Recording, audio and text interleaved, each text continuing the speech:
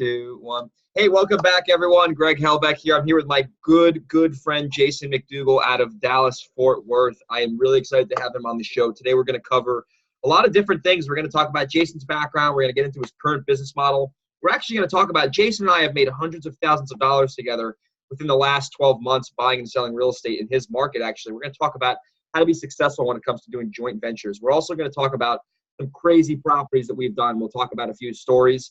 And then we'll go in, last but not least, into a really cool strategy that Jason's been really good at over the last 12 months, which is basically buying rentals with no money down and creating passive income for himself and his family every single month. So, Jason, welcome to the show, my friend. Hey, buddy. Thanks for having me on. No problem, man. I'm really excited to have you on here. I mean, we speak every day, so I figured we might as well get on a Zoom call one of these days and talk about some cool stuff we're doing. So, I love it, bro. Welcome. So let's kind of get into your background. How'd you get into real estate? What were you doing before real estate? And we'll start there. Okay, so I started in 2009. I was putting out bandit signs, and I never closed a deal, but I got caught putting out bandit signs. And I got fined $1,200, $600 for me and $600 for my wife who was driving. So like after that, man, I didn't have any like strong perseverance to continue, and I just gave up on real estate. I was like, man, this ain't for me. It scared me out of it.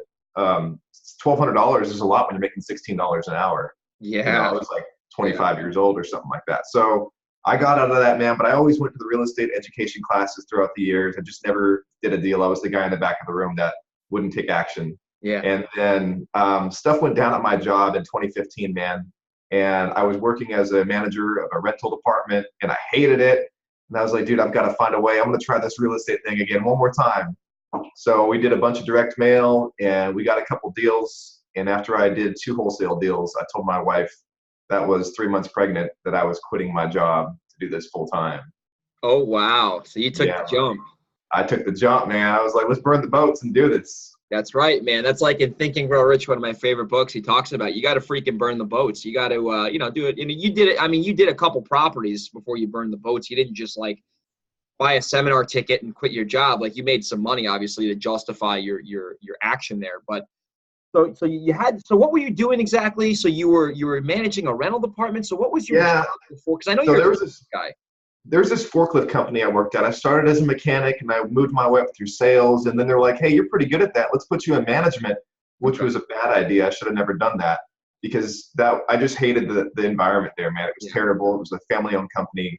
And I was managing, 12 people across 8 different branches. And it sucked, man. I hated life. And I was like, you know what? There's more to life than sitting in a cubicle every day, hating what I do. Life's too short to do anything that you don't love for one day. So I just made a decision that I wasn't going to let somebody else control my life anymore and do something about it. Man, that's a great mindset to have. I'm exactly the same way. I'm just not a 9-to-5 person. Nothing wrong with 9-to-5s. If you have one right now and you're happy with it, more power to you. For me and for Jason, it's just not the way I like to operate. I like freedom. I like being able to kind of control my destiny financially. So you punted the job, so you're done with the job. You did a couple wholesale deals. So let's kind of unpack those wholesale deals. What were the profit margins on those deals to justify you quitting your job? Man, not great. So I did 2, and one of them was $6,000, and another one was like $11,000. So I made like, that's not terrible. It's not bad. It wasn't bad. I made $17,000, and I was like, you know what, dude? I think if I go full time with this, I can definitely duplicate this and speed it up. For sure. So I just needed proof of concept. And then I was like, all right, man. I wasn't planning on quitting for like a year. And then more stuff went down at my job where they put some reorganization. I was like, no, man, this is a sign. Now is the time. Yeah, man. Screw that. So, so you punted your job. So let's fast forward to where you're at today. Obviously, you're doing a lot more than 2 wholesale deals, to say the least. So what's kind of your current business model? Like, what are you doing on like from a day-to-day perspective, your maybe some revenue, if you feel comfortable sharing with that, your deal volume, just kind of starting from where you were, a guy stressed out at his job doing some wholesale deals to where you're at now. And you're a very successful investor. So you obviously made some serious progress for the last 3 or 4 years. Yeah, man. I have made some progress, and I guess I always feel like I should be further along than I am, but I think that's anybody that's in this business, right? Man. But let's see. So I quit my job January 21st of 2016, and right now we probably do 4 to 6 wholesale deals a month. And then we also, we've got 4 flips in progress right now. And I've got a portfolio of 10 rentals and 2 owner finance notes. So kind of done that in 3 years. Damn, dude, that's some pretty serious stuff. So you do 4 to 6 wholesale properties a month, which is great revenue. And I mean, an average profit in DFW, I mean, that's the market I do business in too. It's, 8, 9, 10, 11, 12, 14, 20 grand. So that's those some seriously good numbers. And so you say you have 4 active flips going on. Is that like at any given time you got 4 flips going on, or are you usually fixing and flipping about 4 houses a month on top of that? My goal is to have like 7 houses in progress and some sort of progress at all times. So right now I'm a little below that, and I've never really hit 7 at all times. I've had 5, I've had 6 at one time. That was the max, but just various stages. Like 2 are on the market. One's under rehab. One's going to start rehab next week. So, and then another one's waiting for rehab. So we've got, actually got 5. That's kind of the strategy, man. One of them is with you that we're doing in Grand Prairie together. We got that on the market. So I just think always having that pipeline full of like 7 properties in various stages is good, as long as they're the right price point. Absolutely, man. No, that's great, because you got the deal volume coming in and then you got the exits coming out on the sale price. So you're going to have consistent, big checks. Obviously, rehabbing, if you guys aren't familiar with rehabbing, if you're new, that's when you just buy a property, fix it up, and resell it. Wholesaling is when you buy a property by selling the contract that you have. That's a whole nother episode. I can explain the difference between the two. But basically, wholesaling, you don't need to fix the house. Rehabbing, you're buying the property, taking it down with funds and fixing it and then reselling it to a key there is retail buyer. So and then one more thing I want to hit on real quick before we get into some JV stuff that you and I do. What made you want to, obviously you're pretty familiar with flipping properties, and you just said you went from 0 to 10 rentals in a year, which is pretty impressive. Most people, it takes them 10 years to do that. So what made you want to get into the rental business? Because it's definitely a little bit more different than the flipping business. Man, because there's no retirement plan in real estate, right? Like we don't have a 401k. So in January of last year of 2018, I told my wife, I was like, we need some passive income because I feel like there's a market correction coming and I don't want to be stuck just making this transactional money with wholesaling and flipping. I really think that number one, the key to wealth is through owning assets that produce income for you every day and every month. 100%. But number two, I don't want to be grinding for 80 hours a week until I'm 60 years old, man. So there's got to be some sort of exit strategy. And for me, I thought that rentals were that. So I got really aggressive last year, and we picked up 9 properties in 2018. That was the majority of them. I got bank financing, and that kind of changed the game.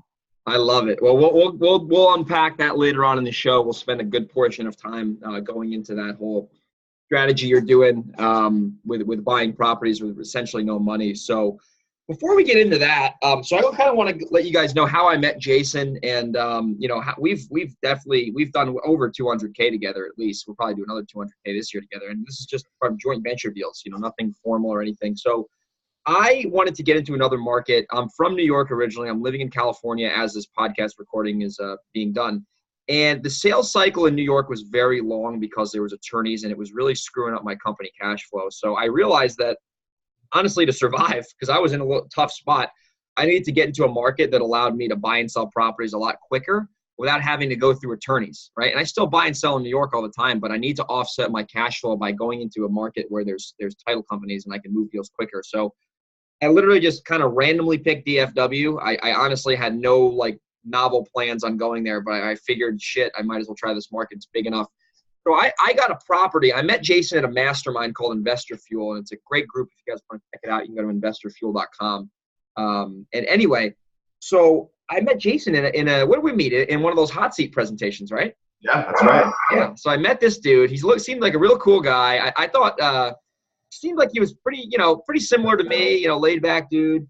And he gave me his card. He said, hey, man, if you ever – and I told the group I'm doing deals in Dallas. And this is before I don't think I did a single house before I met Jason. And I said, hey, guys, I'm doing deals in Dallas.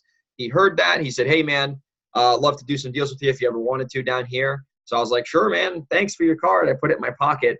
Dude, I was walking out of the hotel. I was leaving my car, and I handed you my card, in passing, dude. And I was like, hey, let's do some deals, man.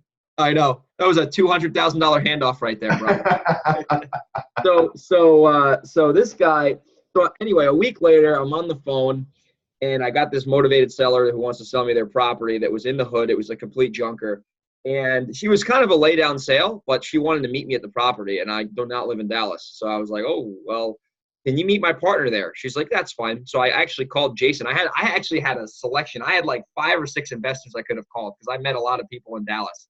And I picked Jason. He was like, pick number 1. I'm like, I'm going to call this guy McDougall. He seems like a cool dude. I think it's you had your face on the damn business card, dude. No one else did that. So I knew who you were. I kept the face or the name. So I called McDougall up, and I'm like, hey, dude, you met me at that meeting. I have a property, and that was the one on Fernwood, by the way. Yeah. It was Fernwood with Deborah and with the hair on it. I mean, we'll get into the hair. But anyway, so call him up. I said, can you just go here and tie up this property, and then we'll wholesale it? He's like, sure. So what do? We bought that property, and we flipped it, and what did we make, $18,000 on that one? Yeah, we wholesaled that thing, and they ended up tearing the house down. They just wanted a lot, so it was whatever. That house was bad. Yeah. So he gets a call from this random kid in New York, makes a $9,000 profit after we split it. And then the next week I call him back again, and now I'm all fired up. And we bought and sold Glen Oaks, and we made $30,000. So within 2 weeks, we made like 20-something grand each. And we both realized we were pretty easy to work with. Like, we're very like easygoing people. And like, I provide value to him with some leads. He provides value to me because I don't have to actually go to the property and like do any of the like boots on the ground stuff, which helps when you don't live there. So we realized that, it makes sense to work together, and how many deals have we done now? I mean, we've done, I think, around 15 or 20. Yeah, I think so, man. We've done a good chunk of deals. We've done a lot of properties. And anyway, so I kind of want to get into, what I guess some tips for everyone, because this is this is not a novel idea here. I mean, people are doing this all over the country, but let's kind of like me and you will go back and forth and share with the listeners to be successful doing stuff like this, like JV deals. What are like the 2 or 3 things, and we can kind of go back and forth on this to make it as successful as possible, because we've definitely done some fantastic properties together, and it's been fun as hell, to be honest with you, man. I've loved it, man. I think that we kind of have our roles defined, even though we've never really talked about our roles. Like you bring the value, massive value, by finding this deal, talking to the seller, knowing it's a deal, and then oftentimes you'll already have it under contract most of the time. Or if not, I think there's only been a couple times when I've had to put under contract. It's either on the phone or you'll go there and just assign the paper. Right. You've got it done. You've got the hard part done, in my opinion.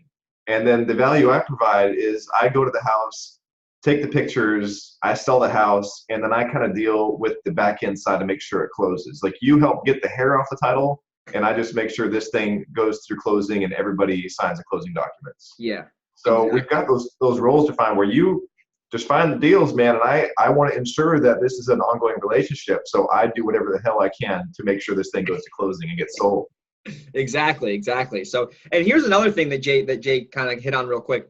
I do not have a buyer's list in DFW, and I do not have any desire to have a buyer's list. Not saying it's bad or anything, but the way I thought about it was I'm good at like a few different things. Like, I think everyone out there has a unique ability. I'm really good at finding properties and negotiating and stuff like that. It's just something I've worked on for a while. I'm not that great at dispositions. I'm not that great at building buyer's lists and worrying about the transaction. It's just something I'm not that strong at. Even in New York, I partner with other people too, because I'm not that great at like the logistics of taking a deal to the disposition and anything.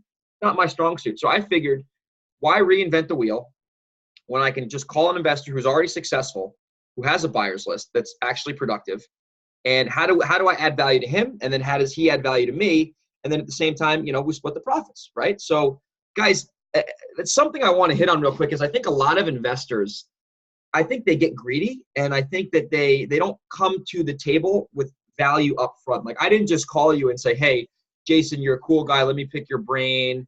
What lists are you using? Like, da-da-da-da-da. I said, hey, Jason, I have a property. Do you want to make some money? And then obviously you figured out what the property, where it was, and then it was a deal. And then every time I called you, it was a productive phone call. Yeah, for sure. Yeah, whenever the Greg calls, I'm like, oh, I smell some money coming. That's right. That's like Rufus Street a couple weeks ago, man. That thing's a home run. That's a good one too, man. Marvin Stevens. I love it. Anyway, so Jay, what other advice do you have for some investors if they want to let's say you were going to do this. Let's say you're in Dallas right now. Let's say you wanted to go into another market, and let's say, I don't know, Vegas or Phoenix, I don't know, just some random city. What would you do, to have a successful JV relationship? Because Jason and I are not formal partners. We don't have the same entities. Every deal we do is a case-by-case basis. We don't share marketing. It's literally a strictly a deal-by-deal basis. So there's really no strings attached.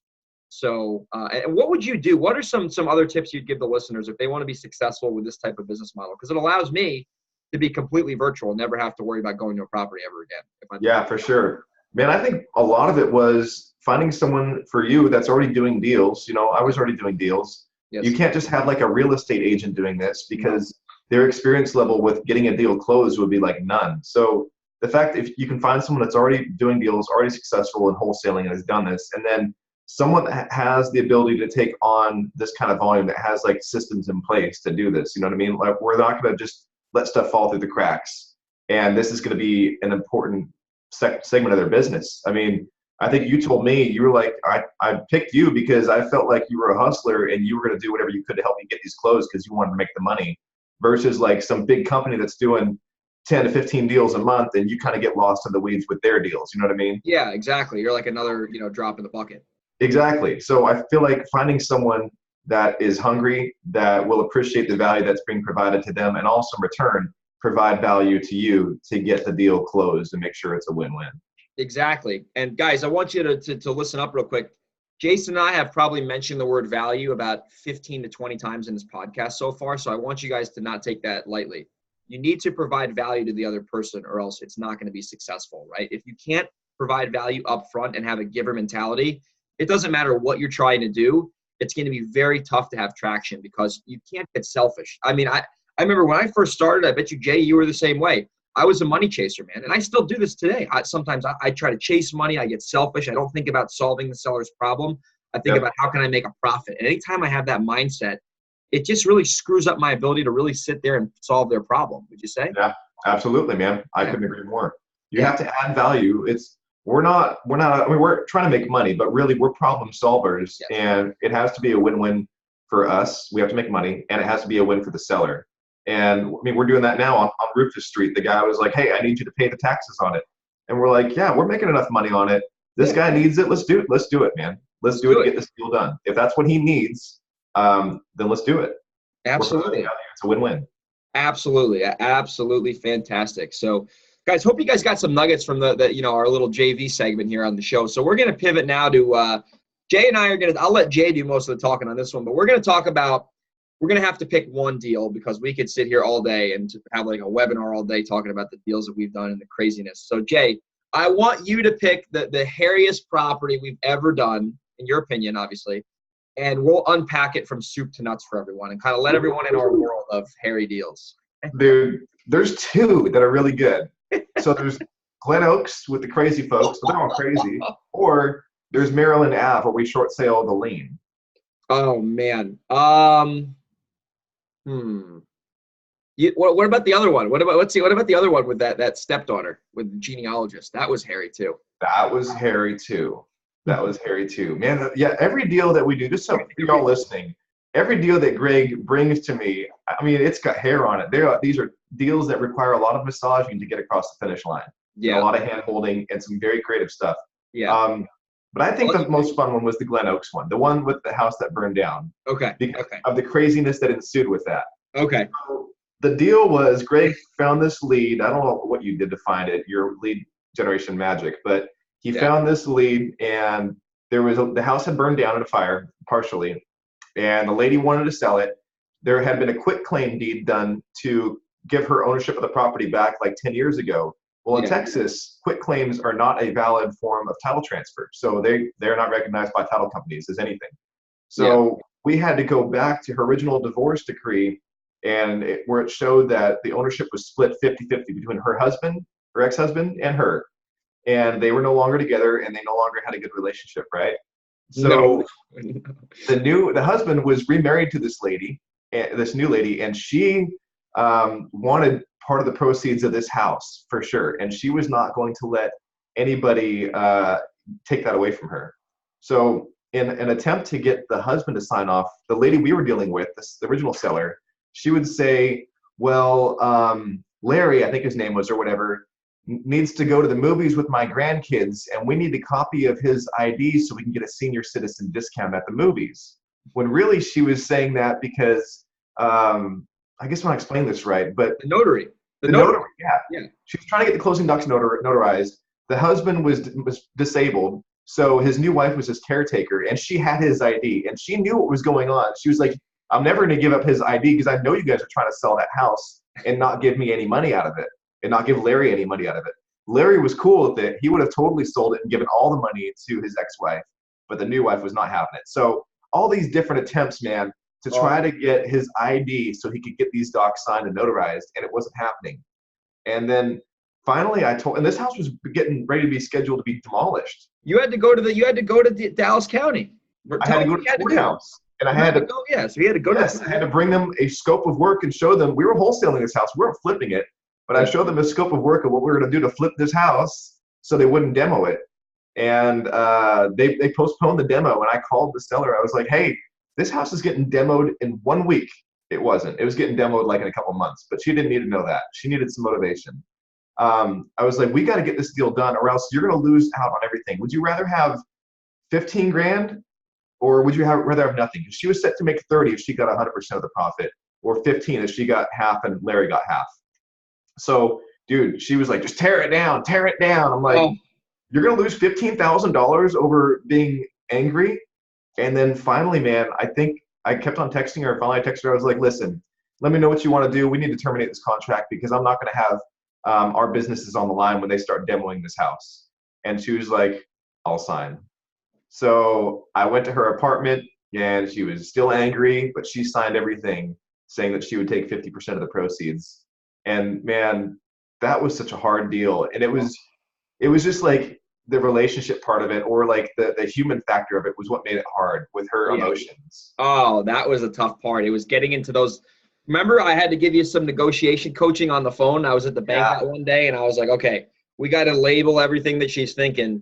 Because obviously she's thinking that for a reason. We had to kind of peel back the onion because Jay was on the ground. See, I was in New York at the time, and this was a big property. This was a $30,000 spread. This wasn't like a little diaper deal. This was a good rip for both of us. So I'm like, and this was like when I was just starting out in the virtual game. I'm like, I want to get this damn thing closed, damn it. So I remember me and Jay, we were working on this thing methodically, and guys, we were up against the clock. We knew obviously the worst thing that could have happened is the deal would die, but we were going to do everything that was in our control to not let this property go down the gutter. And, we had to get creative. We had to, improvise. I remember that one night I had to skip trace that lady on my phone because we had to have a number, and we cold called her, and we were like, hey, and it was a lot of, we got a little lucky on that house. That could have certainly went the other way. But, guys, this is something I've really been emphasizing to a lot of people is like, there's not a lot of low-hanging fruit out there. Are you going to get a deal every once in a while that's a layup? Yes. And are they great? Yes. But guys, these deals, the ones that Jay and I do, and I know tons of other investors who are doing this, these are fun, they're challenging, they're not easy, and you have to be a problem solver, right? Like, we solved a lot of problems there, right? Did the seller want to get 100% of the proceeds? Yes, but was she legally allowed to get it? No. So she had to settle for either $15,000 or nothing. And then we had to reframe her decision-making process. You're going to get 15 grand for this house that's going to get bulldozed in a week. Would you rather take the money right now, or would you rather get nothing and then have a lien attached to your name because you have to pay now for the demolition? And the taxes, right? Yeah. And the taxes. And there was code liens up. That thing was I've never seen the house. How bad was the house inside? It was bad, dude. I wouldn't have rehabbed it. It was like an $80K rehab? Yeah, it was probably $70,000 or $80,000 to rehab that house. And I just don't do burnouts. So somebody that does do burnouts is who I sold it to, and that house is already sold. Good deal. Oh, it's done? It's retailed? Oh, yeah, it's retailed. He sold it. Really? Okay. Yeah. Made some money on it. Crazy. Well, look at that. Well, guys, that's a little sneak peek of, I guess, a day in the life of some. We call ourselves the hairy house buyers on the internet. That's what we brand ourselves. Hashtag hairy house buyers. Jay, what's the condition of the average property that we buy? Just to tell everyone, what do they look like inside? Extremely bad. Extremely bad. Like, I've wholesaled a lot of houses, and always the houses you bring me are way worse than any of the houses I wholesale. Because you find these properties that are vacant, and they've been vacant for years and years and years, and they've just got roofs been leaking for 10 years and all kinds of issues. So these houses are bad, but you have found a couple that were pretty good houses, which is that one that we're flipping now in Grand Prairie, because I walked in the house and been vacant for 10 years. I'm like, Greg, bro, we need to flip this thing. This is better than a wholesale deal. We will make like 10 if we wholesale it, maybe 40 if we flip it, maybe 30. So that's been the only one, but the rest are terrible. Burton Avenue. Hashtag Burton Avenue. Ooh, yeah. Bad, buddy. Anyway, yeah, if you guys are familiar with like DFW, you know what we're talking about. Anyway, so Jay, listen, that was a ton of fun, man. We could talk about that for hours. So let's pivot into the last part of the show here. I want you to really let's do this. Let's kind of get creative here. I want to pretend that I'm a brand new investor, and I want to acquire 10, because you've done this. So this is like, learn from someone who's done it and then do what they did, like Success 101 from Brian Tracy.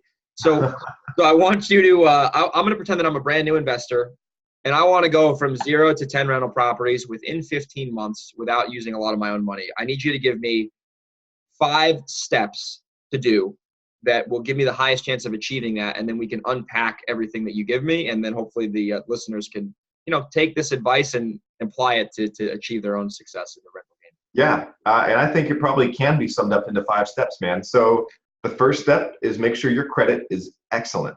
Like, make sure your credit is like a 750, 760, whatever you got to do. Pay off any debts that you have that you can, and get your credit like to be perfect, because that makes you bankable. You can go to a bank and they're like, well, maybe you don't have 2 years of self-employed income tax returns, which I did not. But we can take a bet on you because your credit is excellent, and then also have a good chunk of money in the bank. Like, have 50 to 70 grand in the bank to do this, because also that makes them see your money in the bank. They're like, well, if stuff hits the fan and HVAC goes out on a couple of these properties, he's got reserves. Or if they go vacant, he's got reserves. So that's the second step. The third step would be finding private money to borrow from. And I'll kind of go over why that's important. But finding private money investors that will loan you 100% of the purchase and 100% of the rehab, that's extremely important. That's step number 3. Step number 4 is finding community banks that are investor friendly, that will work with investors, and building a strong relationship with them, like where they know you on a first name basis when you go in that bank. If you go to Wells Fargo or Bank of America, any of those, you are missing a huge opportunity to build a relationship with a community bank that will actually move your business forward. Wells Fargo and Chase and all those, they won't do anything. They don't care about you and me.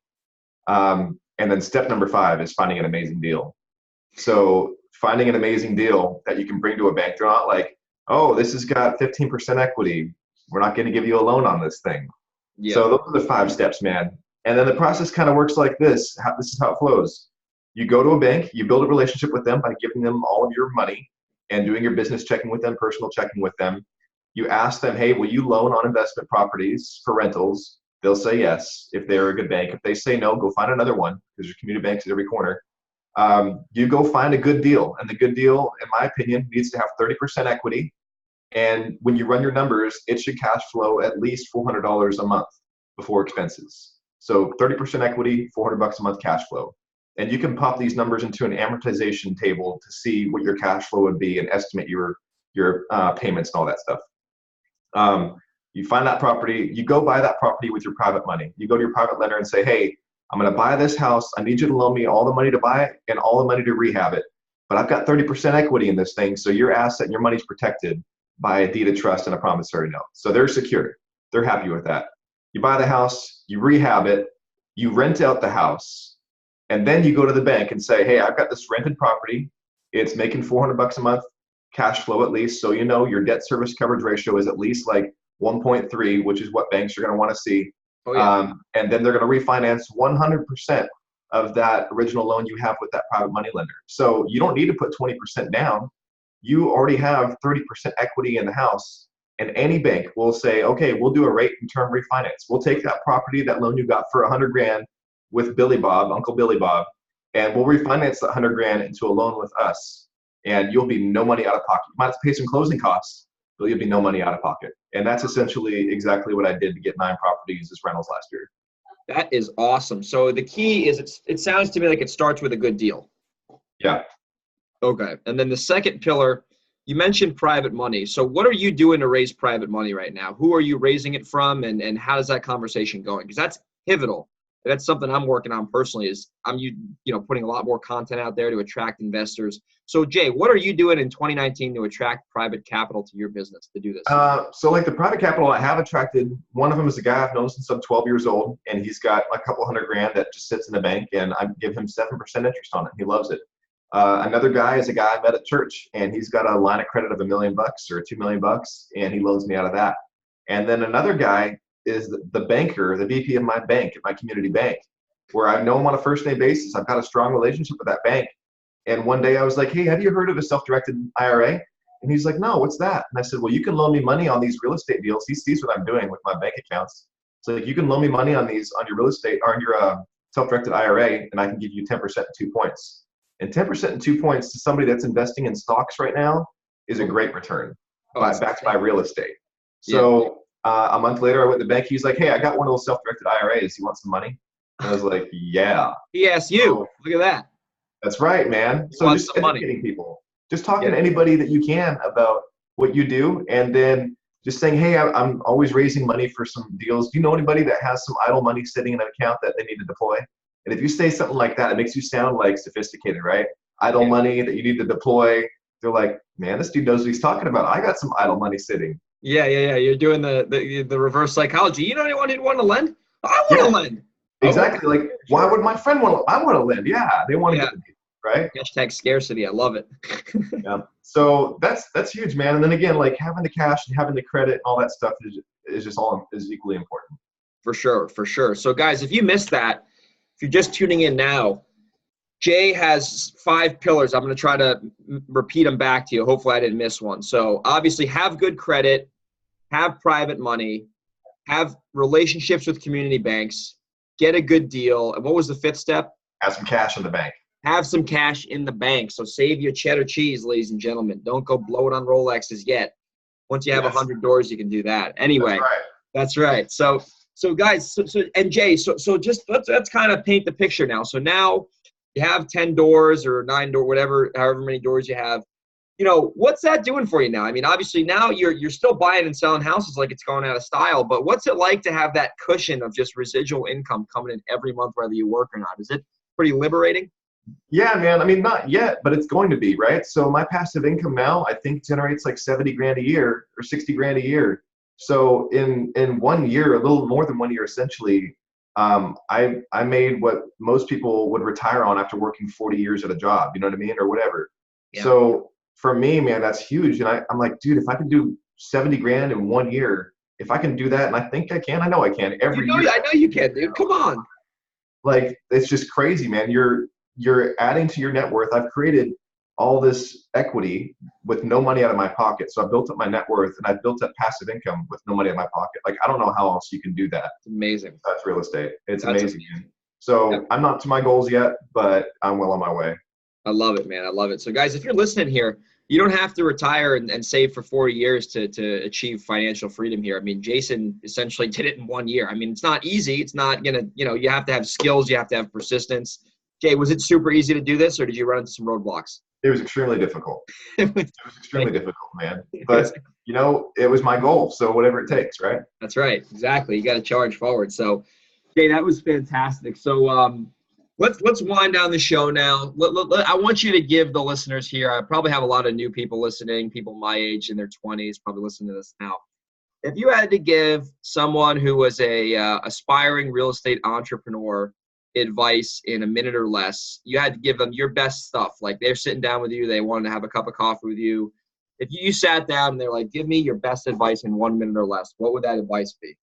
So 25-year-old Jason could have gave up in real estate. I could have been a multi-millionaire by now. I'm 36 now. So 11 years ago, whatever, I gave up, man. And if I would have pursued and just not given up, and when times got hard, just pushed harder, I don't know where I'd be, man. It'd be crazy. So do not give up when things get hard. You must push harder when it gets harder.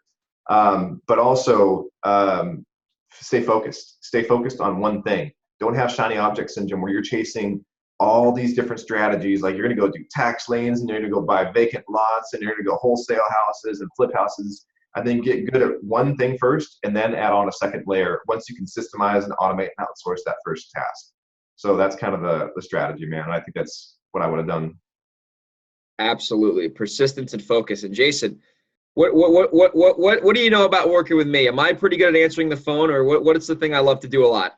You do not answer the phone, and you do Why? not answer emails, because you put yourself in time blocks, man, where you focus hardcore. Right. And I can't do it, man. I know I need Me. to, but I commend you for that. That's amazing. It's my fort. I call it fort revenue. I just sit there and do revenue generating activities. I don't answer. I don't email. No, fort revenue. I might have to trademark that and sell it. I love that. That's good. Fort revenue.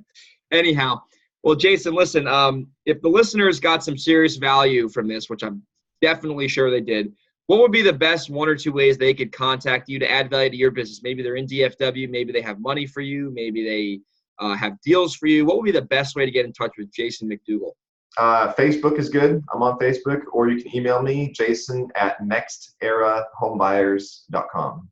Jason@nexterahomebuyers.com. That's NEXTERAHOMEBUYERS.com. Well, Jason, listen, man, that was a ton of fun, man. We could have done this for another 2 hours, but we both got things to do today.